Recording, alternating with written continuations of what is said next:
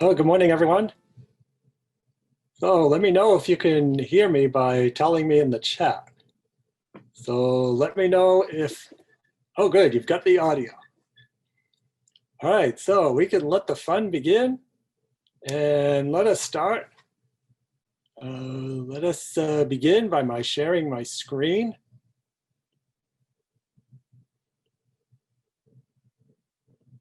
And we are on our way. All right, well, it's great to be in front of so many people. Some of you who I know, it's great to see some familiar faces, and also good to see some new people who I don't know. And I look forward to getting to know all of you as we look at how we can support autistic people during uncertain times. And this is a particularly uncertain time with the COVID-19 pandemic. So let the fun begin. First, a little bit about me. Taking it from the beginning, things were pretty typical at first. At 24 hours of age, my wife says I looked like an egg. And then at 18 months, like what happens to about 30% of us on the autism spectrum, I was struck with the regressive autism bomb, where I lost functional communication, had meltdowns, withdrew from the environment, and to brief, I became a pretty severely affected autistic little child. There was so little known about autism in those days. So little known as to where autism comes from, what do we do about autism, although these days I think we're talking more about what we can do with autism. And as a result, it took my parents a whole year to find a place for diagnosis. And when they did, now I'm 2.5, the doctor said they had never seen such a sick child, and they recommended institutionalization. But fortunately, my parents, like we see ever increasing numbers of parents today across the globe, they advocated on my behalf and they convinced the school to take me in about a year. And it was during that year that my parents implemented what we would today refer to as an intensive home-based early intervention program. And this was a program that emphasized music, movement, sensory integration, narration, and imitation. So in today's terminology, it probably looked like one of the more developmental approaches that we have today. Well, my parents tried to get me to imitate them. And imitation is a time-honored educational technique. We see it used in ABA, floor time, Miller method, daily life therapy, TEACH, RDI, and just about all of the approaches in one way or another. However, maybe it's due to a difference in mirror neurons, but sometimes it's difficult for us autistic people to imitate others. So my parents flipped it around and they imitated me. And once they did that, I became aware of them in my environment. And then they were able to move me along to a point where speech began to return at age 4.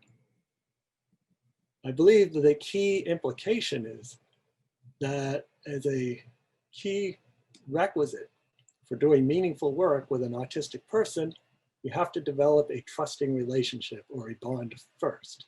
Then you can move on. And even today, during the time of pandemics, it was for a very different reason that my parents implemented this home-based early intervention program, mainly because the school initially wouldn't take me, but then agreed to take me in a year. So my parents were pretty much on their own for that first year. This is also something that can be done now when people are spending a lot of time at home. There are a lot of students who are being educated at home through the computer.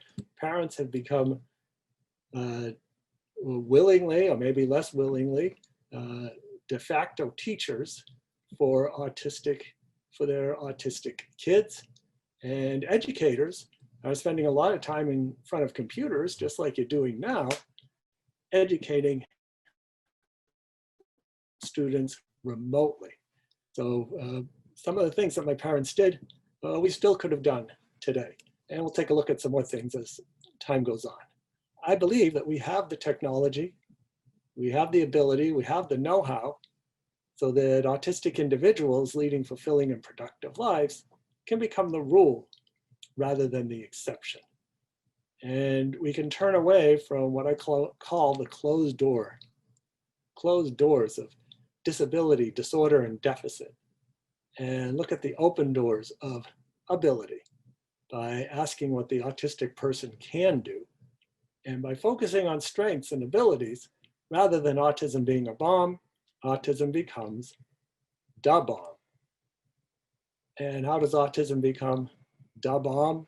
It's when we match interests and strengths to career opportunities or avocations, hobbies, or ways to interact with others. So let's take an example of Robert, who has become da bomb, you might say. He's someone who would have been diagnosed with Asperger's syndrome, or possibly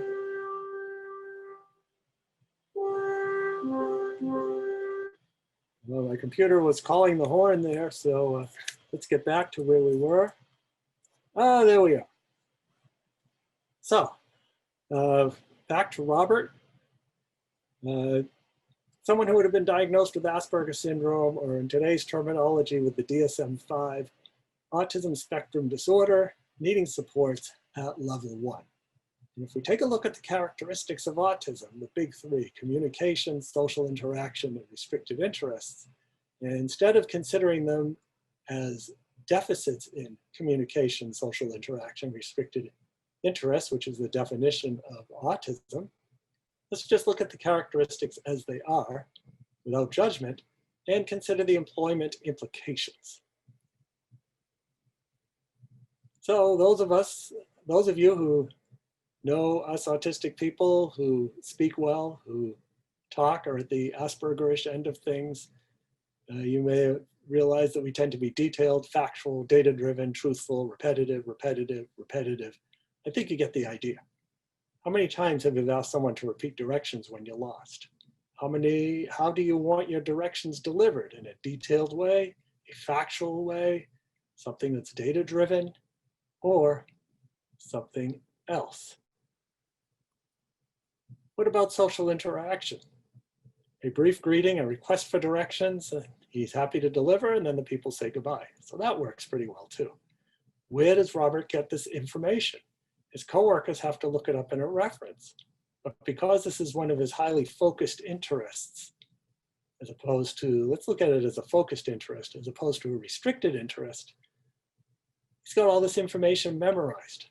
One of the most popular focused interests of autistic people has to do with trains and transportation system information. So he's memorized this all. His coworkers have to look it up in a computer or some other reference. So as a result, because Robert is autistic and he has these characteristics, he outperforms his typical coworkers who are not autistic. So later on, we're going to take a look at how we can support someone like Robert, who is used to going into work every day and just doing his job at a station. Well, maybe now he's at home, just like so many of us who are working from home, either completely or partially, and we'll take a look at how we can support Robert in doing that. So back to my situation. At age 4, I entered the school that initially rejected me. I got reevaluated. Instead of being considered a psychotic and ready for an institution, I got upgraded to neurotic. So things are looking better in the world. I also discovered the wonderful world of watch motors. I was discovered by my parents taking apart a watch with a sharp knife. I'd pop open the back, extract the motor, remove some of the gears, play with them, spin them around, and then put it all back together again. And the watch still worked, and there weren't any pieces left over. So incredible fine motor control to take apart a watch. But what is an interesting question to consider is, where did that motor control go when it came to penmanship? Both taking apart watches and writing require fine motor control. If taking apart a watch is, if not, needs more fine motor control than writing. So many of us autistic people are penmanship disaster areas. One of the worst experiences I could have in school would be to walk into a room with a paragraph on the board, because that meant we were going to have to copy it down. And by the end of the period, I'd gotten through a few words and everybody else had gone to recess. And what this shows us, one thing that it demonstrates to us, is often the sharp lines of demarcation between ability that autism gives us, and often some really significant abilities, and also the disabling aspects that autism can bring to us as well. So my parents, instead of looking at the closed door of disability, disorder, and deficit, they looked at the open door of ability and soon provided all kinds of other devices to take apart and put back together again. So that was turning towards an abilities-based approach, thinking about what I can do as opposed to focusing on what I cannot do. And they were building a good sense of self-awareness, making me aware of my strengths and my abilities, and also challenges. And that is important for developing a good sense of self-determination as an adult, being able to make good adult decisions on what you want to do based on your abilities. So at age 6, it was regular school kindergarten. It was a social and academic catastrophe. You know, it happens to people who are different in grade school. I guess repeating the letter B over and over again didn't endear me to my classmates. Fortunately, school systems have begun to realize that bullying is not a developmental phase that people need to go through, but something that really needs to be done about it. So we're seeing more progress in that area. Academically, I was usually about a grade behind in most of my subjects. I would spend my days in elementary school going to the library, getting all the books on my favorite subjects, reading them, taking notes, copying diagrams, and then putting them away and getting books on a new subject. So these subjects included astronomy, aviation, earthquakes, volcanoes, weather, and many others. And sometimes I'd even wonder during grade school if I should be reading in groups or doing math with other people. So I think what this translated to is the teachers didn't quite know how to reach me, but at the same time, since I wasn't a behavior problem, they just left me to my own devices, and it was probably for better rather than for worse in those days. So continuing on. Let's take an example of Greg, a young child. And he's got a fascination with balls. If there's a ball anywhere in the room, he takes it and throws it.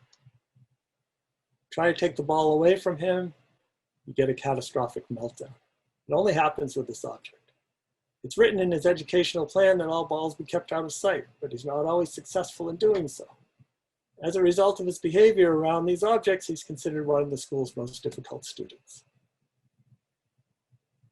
So as we look at why Greg is doing what he's doing, we don't always know why us autistic people get fascinated with particular objects or particular interests.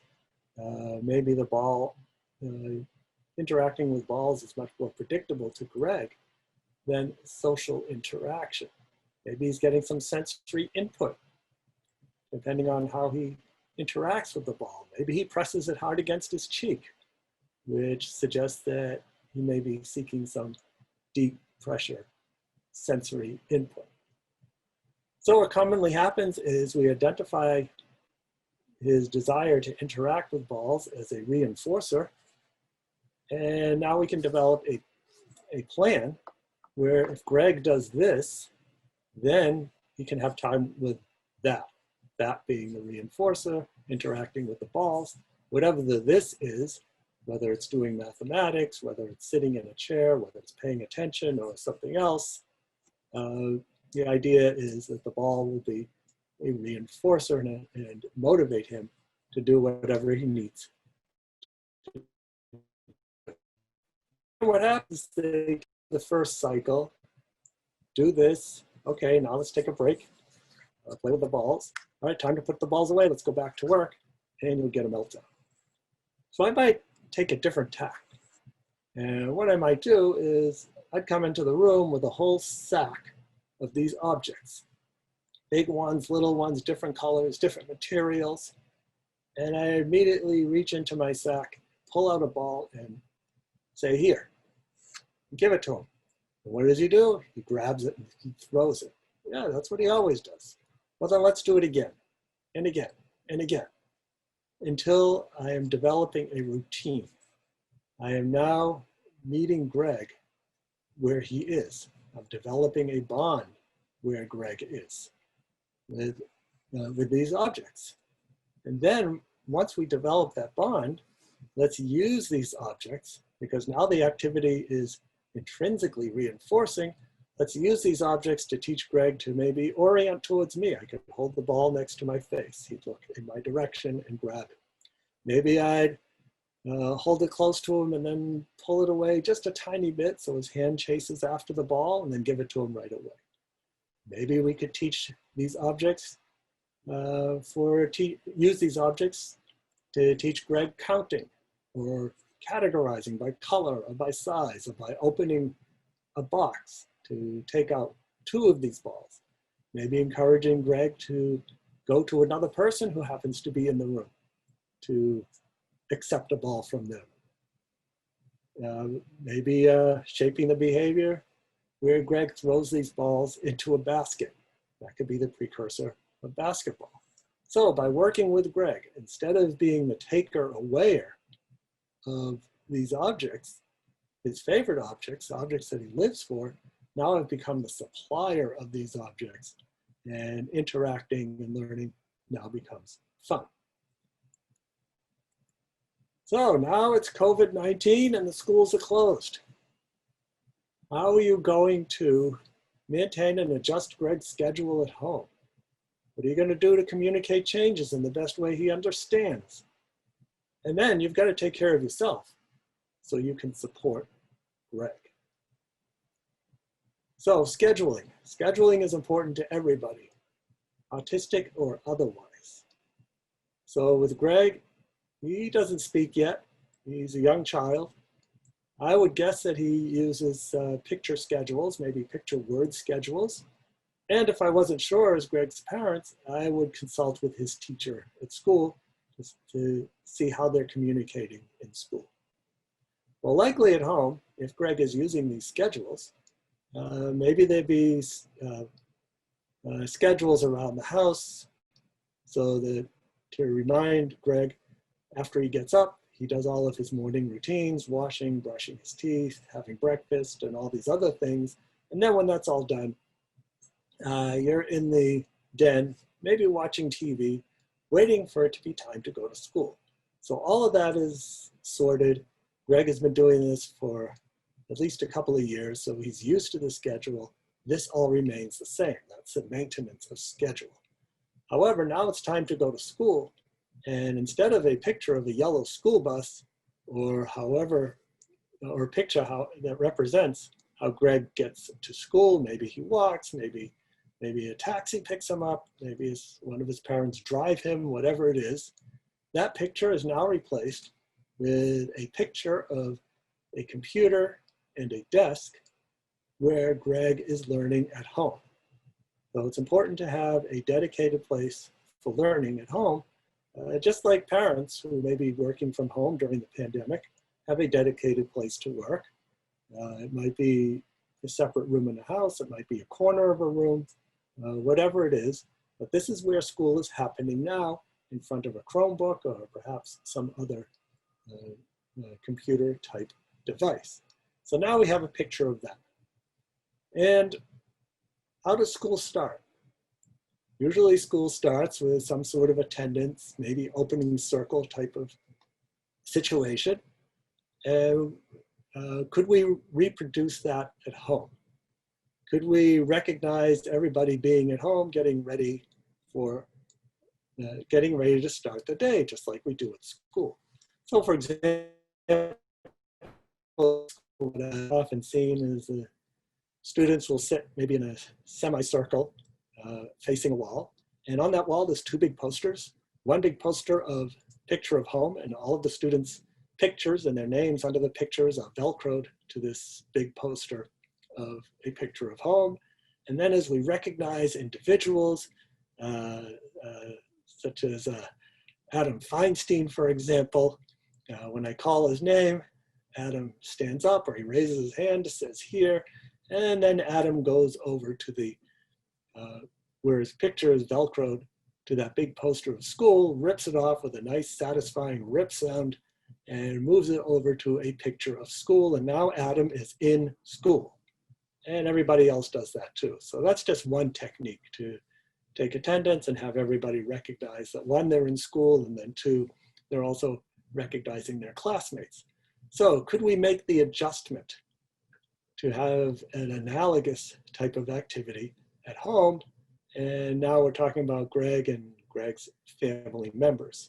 And then whatever the school schedule is, happens at school, we could have a similar schedule at home. There's usually a break time, there's lunch time, and so on. And then finally it's time to come home. So that's an example of an adjustment. We maintain the schedule as closely as we can. We make adjustments where needed, and then but we make those adjustments as similar to what Greg is used to. And then there's communication. What is the best way that Greg understands?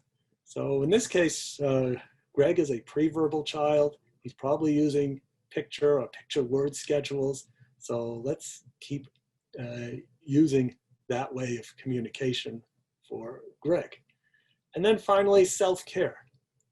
What are you going to do as someone who supports Greg, as Greg's parents or another family member, to take care of yourself? What do you do so that you can relax? And you need to make sure that you do that. So what I just talked about was what I call the big three. The big three that you need to keep in mind in order to support an autistic person and also supporting yourselves. So a lot of what I'm talking about could be generalized to everybody. So the first is to maintain those routines as we talked about. Keep them the same as much as possible. I get up in the morning, now that I'm pretty much quarantined at home. I live in Boston, although my university is in New York. So before the pandemic, I would spend half my time in New York teaching at the university and the rest of my time either at conferences or at home. And I certainly had my routines that involved all the things that you do in the morning, and then riding my bicycle to school, because bicycles is another highly focused interest for me. Riding to school and then doing all the things you do as a professor. Well, now adjustments needed to be made where I now go to a particular room in my house and I do my work there. Clear communication. Again, how do we best communicate, whether it's pictures, whether it's word schedules, whether there's an assistive communication device involved, you just keep using that. And some of us who talk just like I'm talking to you now, maybe words will be perfectly fine. And then there is self-care. So one thing I immediately realized is that there was a big reduction in movement when I came home in March. So previously, my exercise and movement would be incidental to the day's activities, starting with riding a bicycle to get to school and then walking from one office to another across campus or wherever I needed to go at the university. All of that came to a screeching halt. And sure, I suppose I could ride my bicycle at home too, in the area, but instead I decided that I need to spin on an elliptical bike for about 90 minutes every other day. So in other words, I have to be much more intentional in my movements and make sure I get sufficient movement and exercise. Sometimes you just need to take a break. And this is something that you can do on your own. can teach to do, and it's just a very simple stop what you're doing. And as you exhale slowly and deliberately, you think about exhaling stress. And when you breathe in, you're inhaling calm from the environment. And you do that 3 or 4 times, and you'll very likely be relaxed. So that's sort of like a 1-minute break, which can be very, very helpful. So here's some resources for support. Here's one, Learn Autism. This one is parent-driven, research-based video autism portal that I've been involved in, and we're creating these short, like 2-minute videos, like little sound bites of information that can be helpful in understanding and supporting the individual on the spectrum that you're supporting. Hi, I'm Hasna. I'm Faisal's mom. He's 12 years old and has autism. Hi, I'm Alison. I have a son called Noah who is 9 years old and has autism.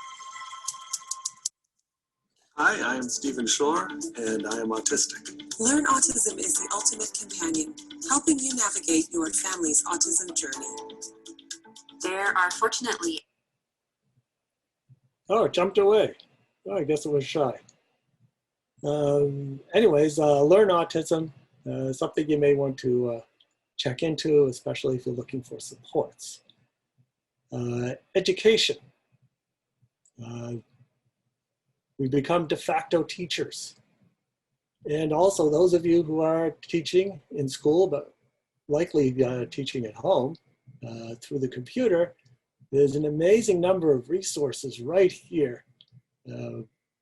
Dozens, maybe hundreds of companies have made their materials available to parents and educators where you can find just about anything you need.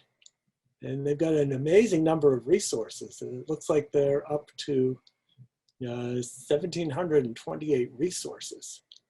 So definitely something worth checking out. And whatever you need, you'll probably find it here. You create an account and you sign in, and you've got all grade levels, pre-K through adult learning, and categories. All the categories you can think of. My wife's a music teacher, so she can go right here and get information on things related to music. So a great resource, which I encourage you to check out and make good use of.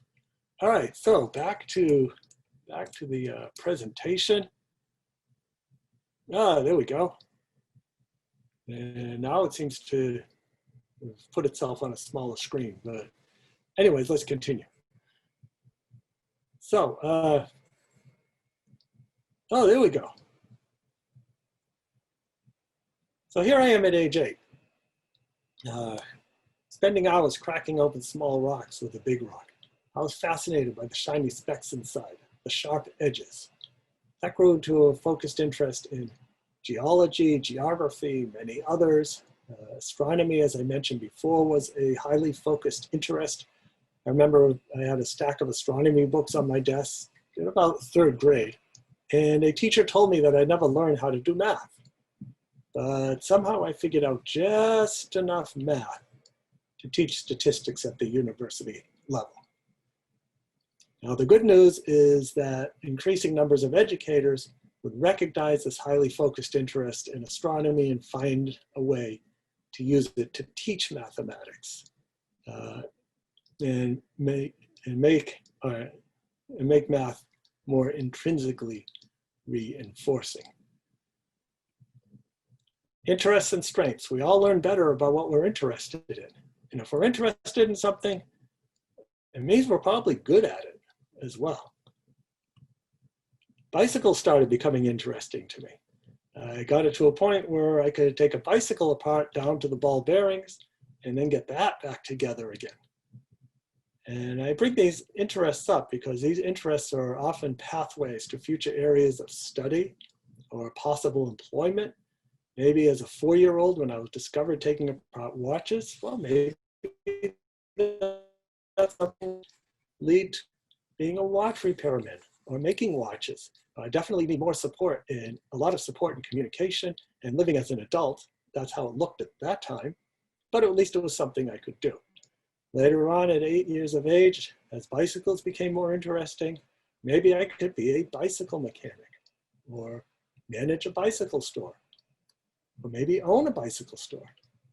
And had my trajectory gone a little bit differently, maybe that's exactly what I'd be doing, and I'd probably be happy doing that as well. We all learn better and faster about what we're interested in. If we're interested in something, well, we're probably good at it as well. For those of us autistic individuals, it's just to a greater extreme. One characteristic that's often overlooked is the fact that autistic people have a widely varying skill set. And what that means is that the things we're good at, we're incredibly good at. The things we're not so good at, well, they could be quite a challenge, and we do need support in these areas. So moving on at age 10, I was awfully concerned about the letter E, and that's because I heard you have to drop E before adding ing. Wasn't that E going to get hurt when it fell to the ground? I had a friend who said he felt like a pizza. He didn't look like one, he didn't smell like one, so there was some issues there. I also remember a class being interrupted by an announcement the principal had lost his mother. So that made me think about what my parents would tell me when I lost something. They'd say it was in the last place you left it. I thought that was a ridiculous thing to say, but that's what they said. And I thought I could be helpful to the principal, who I liked a lot. Well, if you think really hard as to where you last saw your mother, maybe you find her. Anyways, that didn't go over well at all. If it looks like we're being rude, if we're being disrespectful or talking back, you might just be interpreting the situation very, very literally. And we do tend to think literally, and that may be because we have difficulty perceiving and decoding the nonverbal communication that informs us when someone is making a joke or using sarcasm or engaging in an idiom. Age 13, middle and high school. You don't need to be autistic to have difficulties in middle and high school. But for me, it was actually easier. And one reason was that I was able to engage in my highly focused interest of music. I joined the band. Now I had a structured activity in which to mediate my interactions with others. I got so fascinated with music that I got it into my head that I needed to learn how to play all the instruments. So I'd spend hours in the instrument closet. And while I didn't learn all the instruments, I did get it up to about 15. And then when I heard the requirement for degree in music education was that you had to learn all the instruments. Well, that seemed to be the way to go, and that's exactly what I did for my bachelor's, my master's, and all of my doctoral coursework. And then when I was done with the coursework, I started getting more interested in autism, so I defected to the School of Education to get a degree in special education. And that's what I'm doing here now, focusing on autism. Music is one reason that, there's many reasons why music is so good. One is that it provides a real life key in which to develop interests and relationships with others as a musician. Also, music's just plain old fun.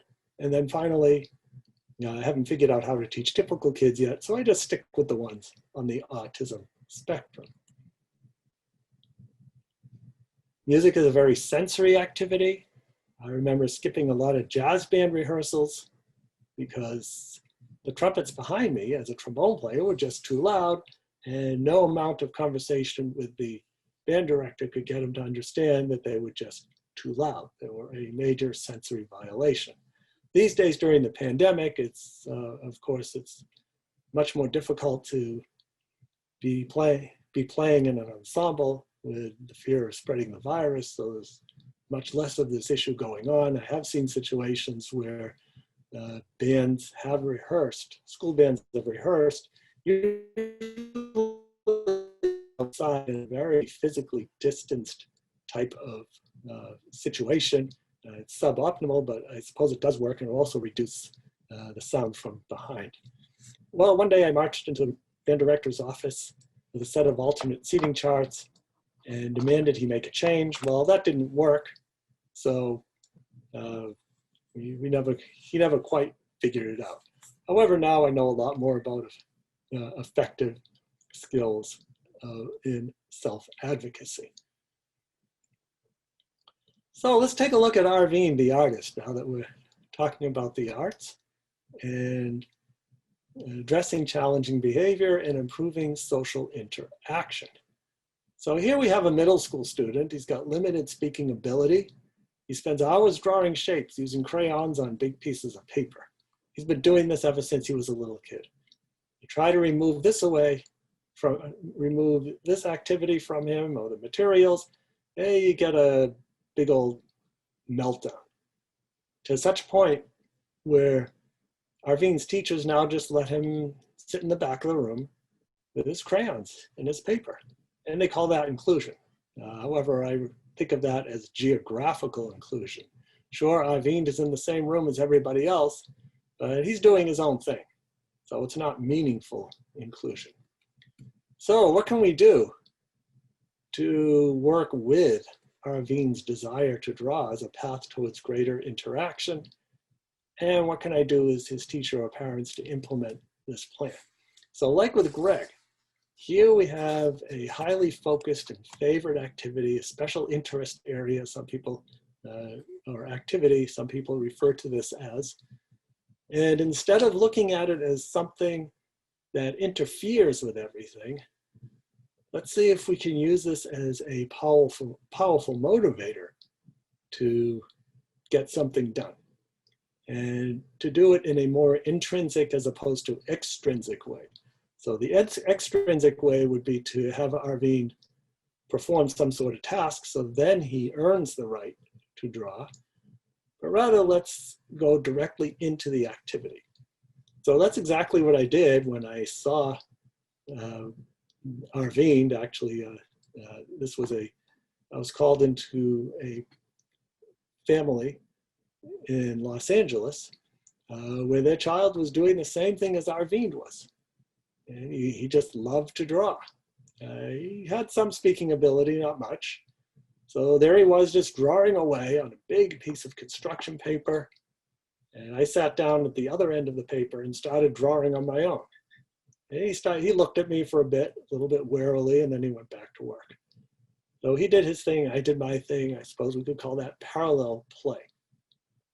And then I wanted to see how close could I get to RVing's drawing.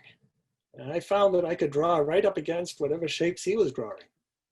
And I could even color in areas that he left blank. And he didn't mind. And maybe he sensed that I wasn't there to take away his drawing, but I was just there being with him, drawing. And what I found is that the most successful therapists and others who support people on the autism spectrum figured out a way to just be with the individual for who they are. They meet the person where they are, and then once they develop that bond, they're able to move along. So back to RVing. I didn't know how much communication he had, so I picked up a crayon and I asked, what color is this? And he told me. And he did this for several different colors. So he had his colors, and he could also say the colors. I could also, after picking it up, I could say here and give it to him, and then he'd take that color and continue his drawing. I could also ask him for certain color crayons to give to me, and he would do it. And so at this point, it became clear to me that we need to use drawing as a pathway towards greater interaction. As I started to interact with RVing. In school, teachers could do a similar thing. If we're working on a project, is there a way that RVing's drawing, his affinity for drawing, could be used to complement what is happening in the class? Now, maybe RVing won't be doing same thing as everybody's. However, the question is, what are some things that we can do so that RVing can still be meaningfully interacting with the class? Well, schools are closed. So now the question is, how are you going to maintain and adjust RVing schedule at home? How are you going to engage in these big three of maintaining and adjusting schedule, communicating changes, and then self-care that you can support RVing? And maybe you could teach RVing too, some of these self-care strategies. So again, we have the schedule. RVing is a little older than Greg. Maybe he's using a few more words. So he would probably have a picture word schedule. Like with Greg, he may or may not be using an assistive communication device. If he is, let's continue to use it and communicate to RVing in the best way that he understands what modifications to the routines that he has. Self-care, back to the big three. You could take a short yoga break. You could teach this to RVing too. You breathe in, you clench your fist. You breathe out, you release your hands. And you do that 3 times. And if you need more, you can do a round of breathing in, pressing your hands together. And then as you breathe out, you pull your hands apart.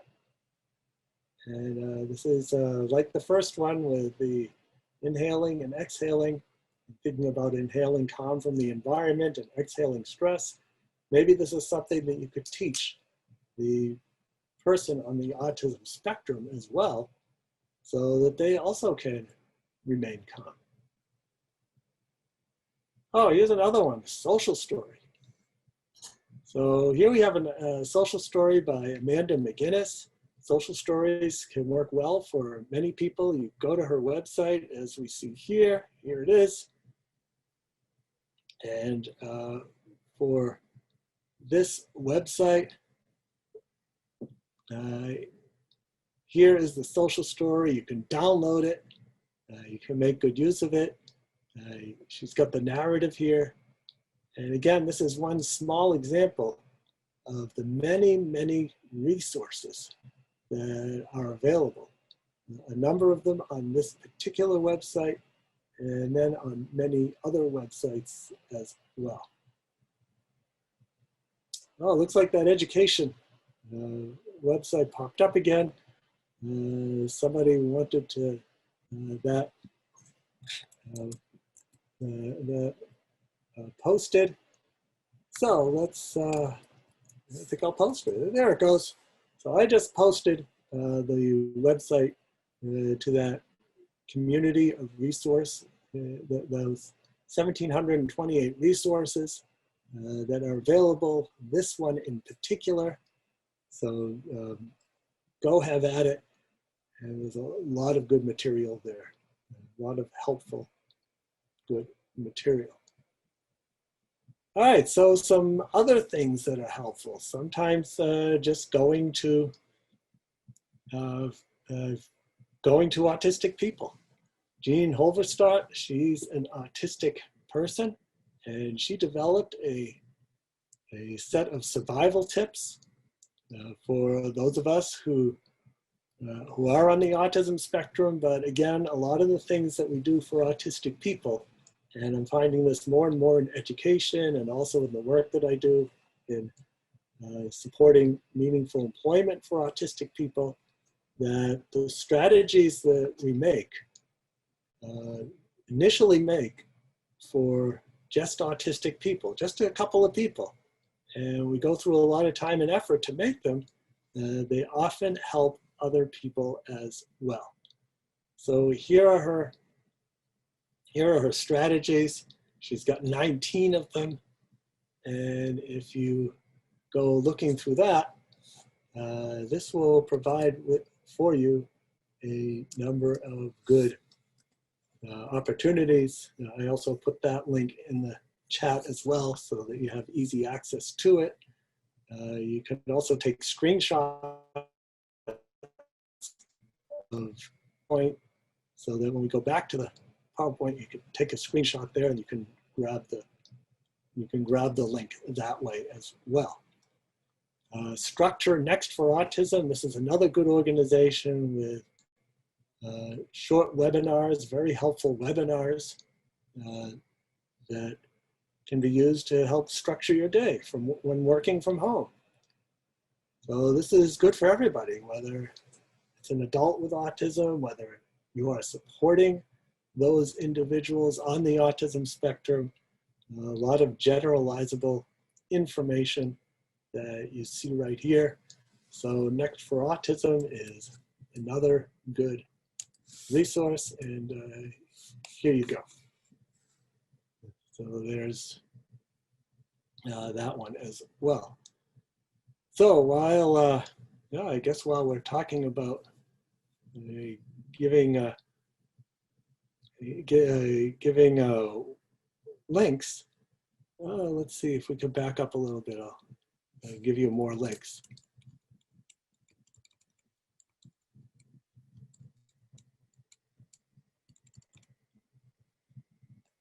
No, I'll give you this one too.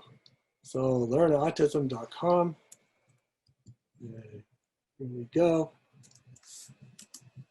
And that way you've got all the links that I've been talking about. Again, you can also get them by doing screenshots to get what you need. So let's go back to where we were. Continuing on. Autistic children grow up to be autistic adults. And similarly, adulthood started to begin at college. College was a utopia for me. The bullies were gone. I had more friends. If I wanted to ride my bicycle at midnight, I could find someone just as strange as I was to also ride at midnight. We also, a lot of dating occurs in college. That was always something that was quite confusing for me. Never quite got it, but fortunately I was lucky enough to meet my wife there. She's also a musician. So yeah, there she is. Get her to show up there. She's also a musician, and we met through our common interest in music, initially reviewing each other's homeworks and then doing things socially. And then one time at a beach, very much like this, she suddenly gave me a kiss, a hug, and held my hand. And that's what made me realize it was kind of like a social story in my mind. I see somebody's asking to post a social story link, so I'll get to that after I'm done. A social story kind of formed in my mind. If a woman hugs you, kisses you, and holds your hand all at about the same time, it probably means they want to be your girlfriend.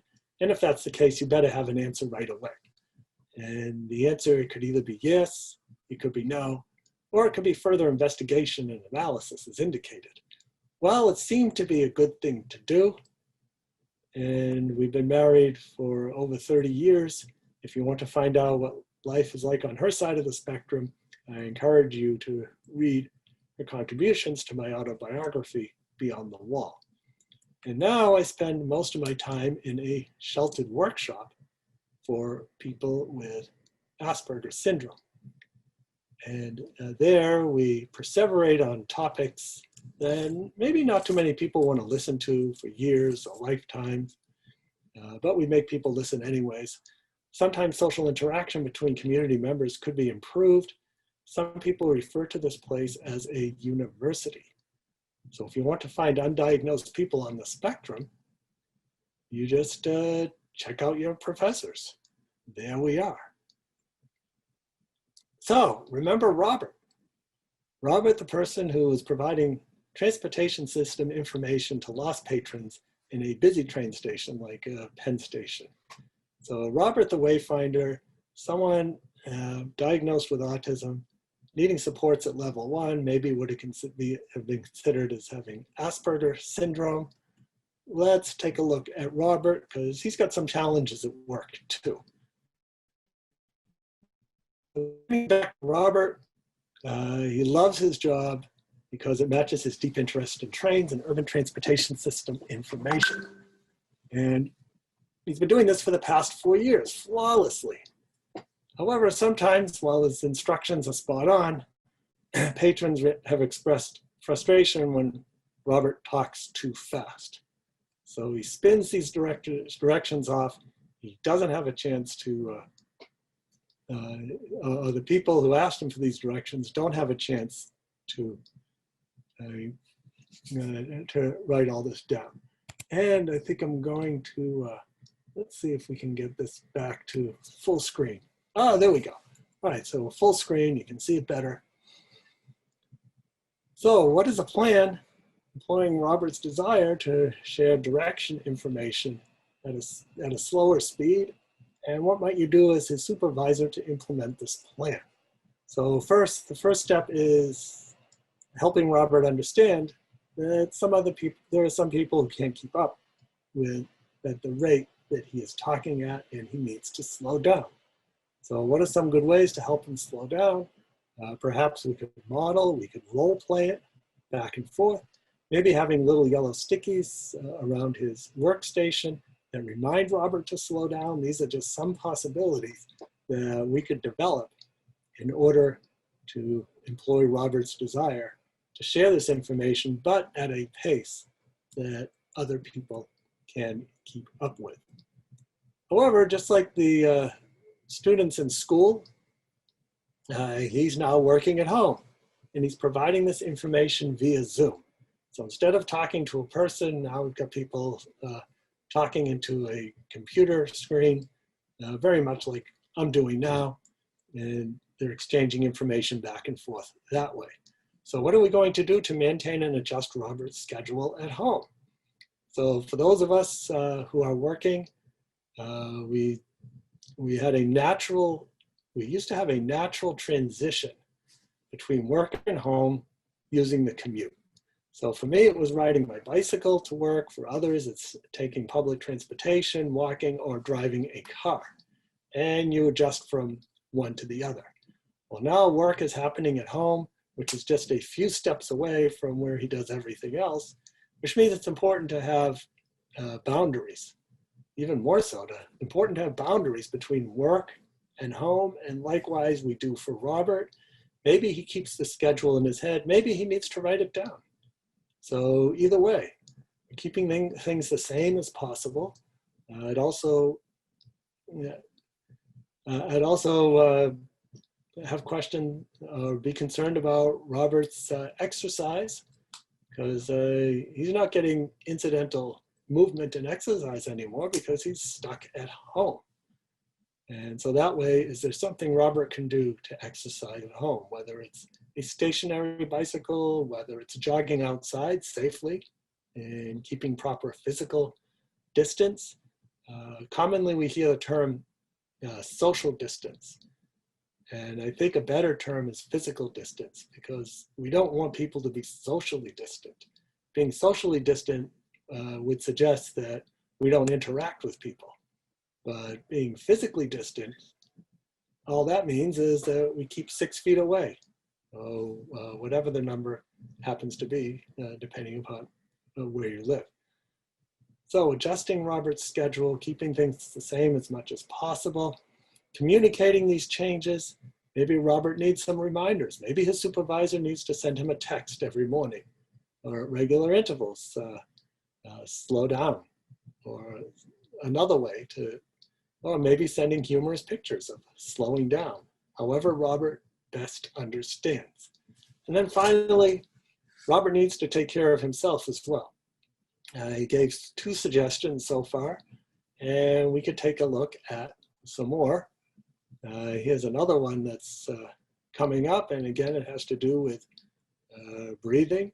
And sometimes it's just as simple as taking a few breaths and observing and watching thoughts run through your mind, just like you're watching trains go by or cars go by, and not really thinking about them, but just letting them go through without engaging with them. And this can also be a way and a number of strategies that we could teach Robert. So some more strategies. So here we have Middletown in Ireland. They've got plenty of strategies related to COVID-19.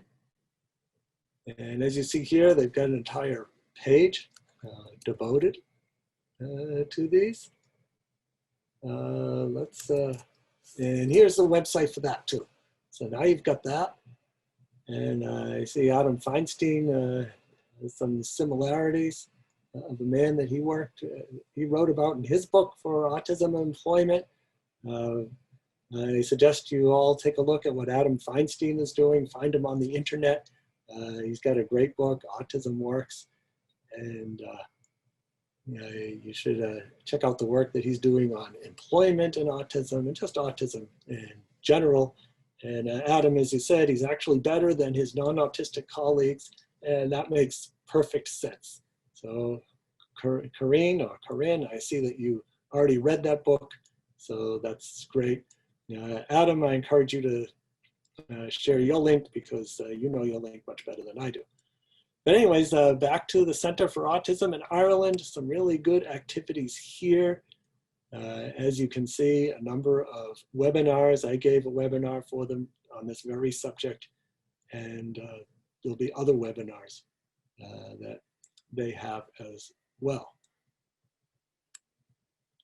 And then we have Community Heroes. So this is an open source flip book, and while this isn't specifically for,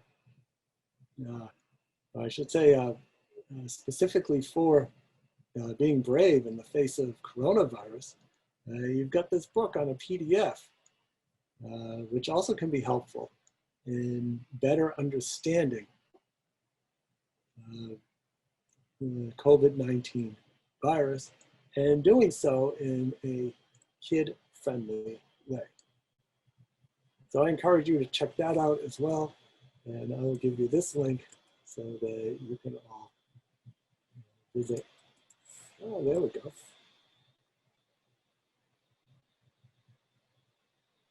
So as we continue, for looking at strategies, we're back to full screen. We also have Autism Speaks and the Autism Society of America.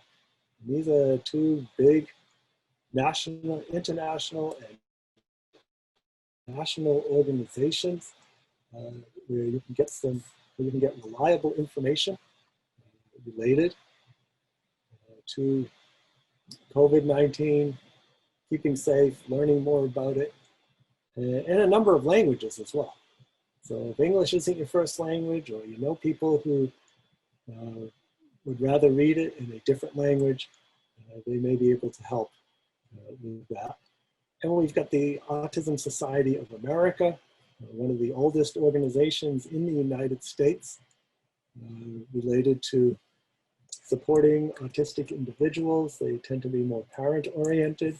So for those of you parents out there, certainly you can,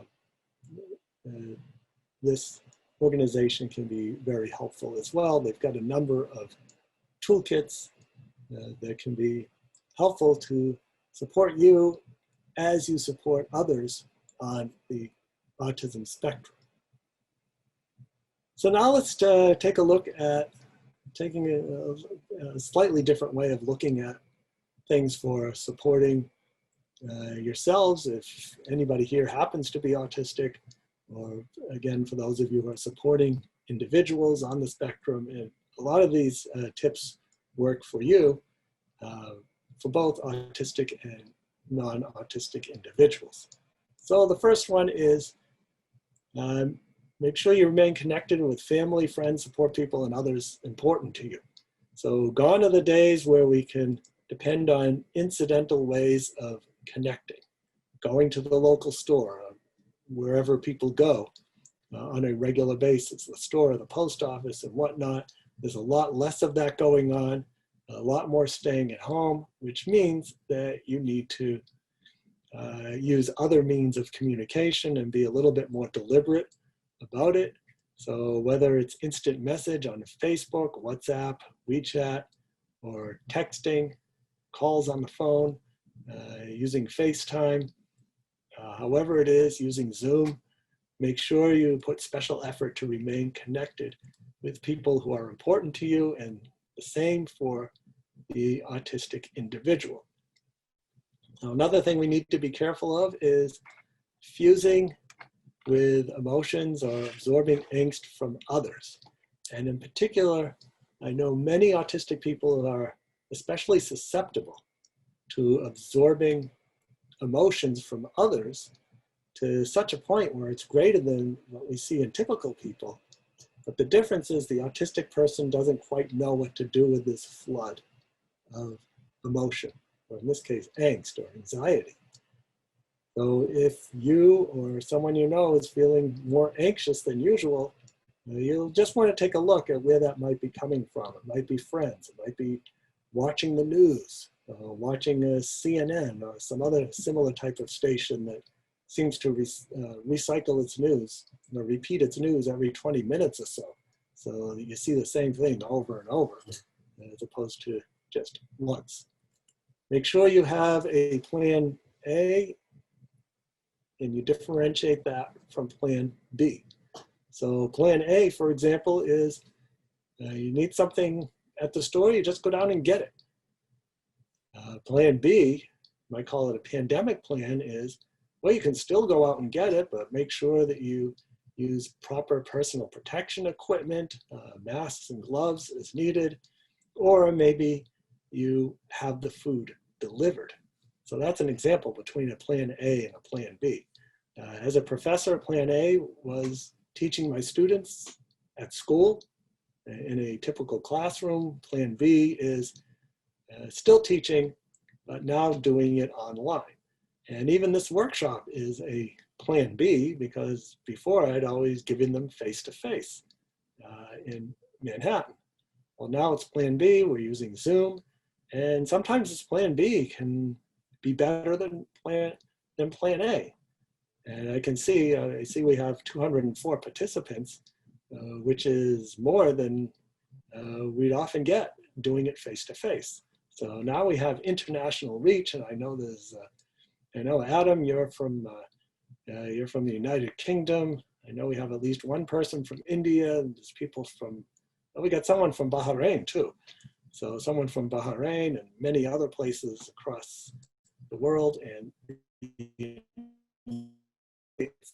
so in some, COVID-19 is forcing us to innovate in ways that we might not have gotten to as quickly, or maybe not even gotten to at all. Make sure you engage with nature, the outside. Going outside can be very restorative. As I look out my window, I can see that it's partly cloudy. It's still quite sunny outside. It's nice. So after I'm done with this presentation, I'll have some lunch, and then my wife and I will go out and do a little shopping, safely, of course. And we'll be outside, and that'll be good. It's good to get around the house. Otherwise, you feel like you're under house arrest. It's also important to realize that keeping safe during this pandemic requires more cognitive energy. So before, when going outside, you just kind of went outside. And the cognitive energy you needed was just to make sure that you wore appropriate clothing, so you're not too hot or not too cold, or you're prepared for the rain, or maybe you had to make sure you knew how to get from one place to another. Now, layered on top of all of this is the need to keep safe when you go outside and not contract the virus. So some more ways to cope when your normal coping routines are disrupted.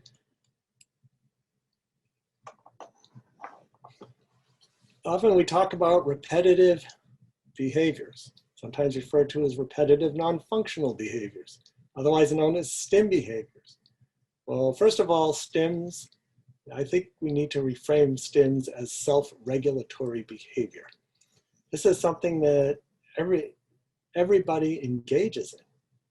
So anybody who taps their leg bounces their foot, I should say, taps their pencil, twirls their hair, doodles, does these types of things when sitting in a chair, you're really engaged in self-regulatory behavior because you're either upregulating or downregulating so that you can pay attention. Well, autistic individuals tend to be more dysregulated than the general population, so the attempts to regulate, well, maybe they're going to be bigger. So what are some things we do? Spinners are pretty popular. Many of you may know someone who always has their knitting with them, whether it's sitting at a conference, whether it's in class, whether it's at work, whether it's waiting on the train. And that person has found a way to harness their need for movement and repetitive motions in a way that's quite useful. The autistic child might be carrying an old stuffed animal that they haven't thought about or looked at for a number of years, but suddenly they need to carry and squeeze this thing. An adult may need to, may find themselves drawn back to TV programs that they haven't watched before, but they provide a sense of regularity. So instead of thinking of them as regressions, well, gee whiz, I haven't spun a spinner in a number of years and now I'm going back to it, it must be regressing. No, really what it is coping actions that help you remain functional and address increased anxiety during these uncertain times. So unless it's disrupting somebody or it's a dangerous behavior, then rock, hum, and stim and go for it. Take care of yourself so that you can take care of others. So I showed just 3 of what are many techniques you can use to take care of yourself, reduce your anxiety. If it means taking a bubble bath with a rubber ducky, then that's exactly what you do. Again, taking care of yourself so that you can take care of others who need your support. This is something that we've often heard back in the days when we were flying around. Before the pandemic, I was traveling to a different country about once a month to talk about autism, 51 countries in all. So I heard plenty of those safety announcements by the flight attendants that would talk about having to put your own oxygen mask on first before you help somebody else. Then you might pass out and won't be able to help somebody, the other person or yourself. So it's a little bit like that. Maintaining your own personal health, that's even more important. Whether it's maintaining proper hygiene, proper sleep schedule, eating properly, those of you who are taking medication. Again, these are more stressful times. It might be easier to forget to take medications. Even something as simple as a pill organizer can be very helpful. And this one is particularly good because it's in, the colors are in the order of the light spectrum. So it's a little bit autistic maybe. Personal protection equipment is important. Gloves and masks when going outside. When I go outside, I've got my mask. I also have an extra mask, extra gloves if I feel that they're needed. In some places, you may be able to take them off, especially when there's very few people around. Maybe if you're riding a bicycle and there's nobody else around, or jogging or walking in the woods, but you always have to have it with you. Also, you can improvise if you don't have a mask. There are many videos on YouTube showing you how to make a mask out of an old t-shirt, other cloth material.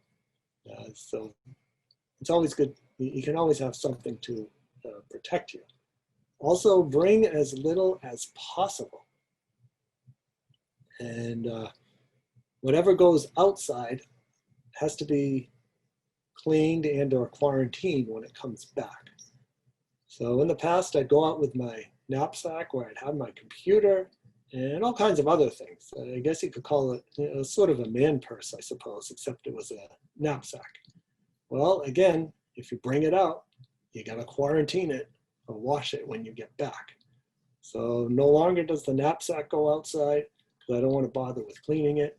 And even the wallet doesn't go outside. What does come with me is a credit card, a license if I'm driving, minimal keys, and whatever cash I think I might need.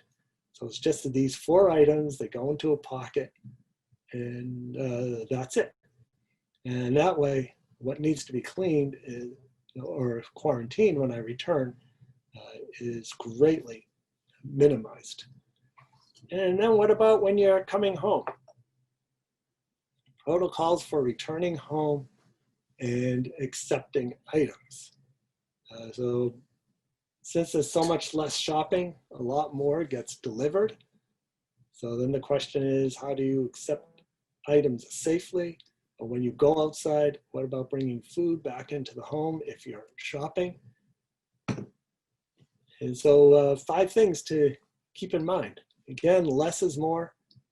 Everything you bring out, you got to disinfect or quarantine for a certain number of hours. I read something online where it said the virus can live on smooth plastic containers for as long as 28 days. I'm not sure how much science there is behind it, but it is something to be considered. So having outdoor clothes and indoor clothes can also be helpful. Many people don't wear their shoes inside the house anyways, so just keep it going. Have outdoor shoes and indoor shoes. Shoes can be left in the garage, bottom of the stairs, and near the door, and you just leave them there. Likewise with outerwear. Food. You have a sink of warm soapy water. A lot of items can be washed, a carton of milk, carton of juice, certainly canned goods. You probably won't have much luck washing pasta or a pound cake, for example. So they have to be quarantined for 24 hours, maybe up to 3 days where possible. When we come home, the first thing we do is head down to the basement. That's where the clothes go. We could drop them right into our washing machine.